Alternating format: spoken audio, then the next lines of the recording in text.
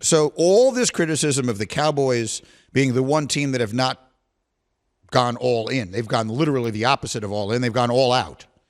And Jerry Jones saying, well, we're all in on free agency. And they've literally are the only team to have basically done nothing so far. And I wondered, is that criticism of that, might it actually be a good strategy? Like, do the teams that jump all in on free agency wind up actually reaping the benefit of that? Or does history tell us that not spending big money at the beginning in particular of free agency is the smarter move? Yeah, smarter move. I like that. Let's go. I was surprised, but the answer is not what you want it to be. What? So Hembo looked it up. We went back 10 years. We looked at, over the course of that time in each year, the top 3 spending teams and the bottom 3 spending teams in each year. Mm-hmm. So that's 60 teams overall. And the numbers came out the following way.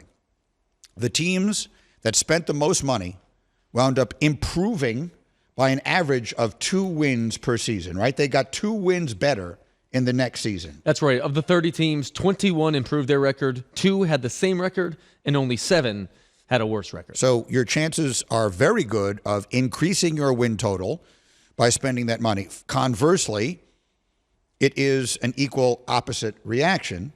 The teams that spent the least wound up losing 1.5 more games per season. That's right. Of those 30 teams, 18 had a worse record, 5 had the same record, and only 7 improved their record. So there you have it. It's 7 out of 60 in both cases. You're trying to thread that needle. It's 14 out of 60. So what is that? What percentage is 14 out of 60? It's a pretty small. 15 out of 60 would be 25%. So it's not even that.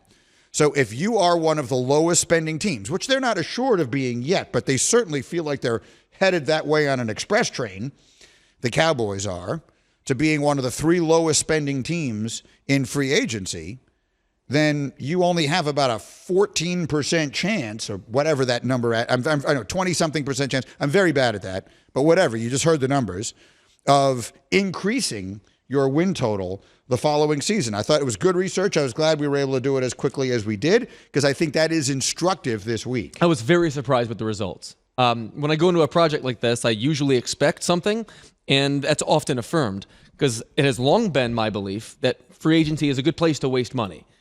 In reality, if you spend it properly, it can go a long way in immediately improving your team. By no means do I believe that you can build your team through it. That's not the way to do it.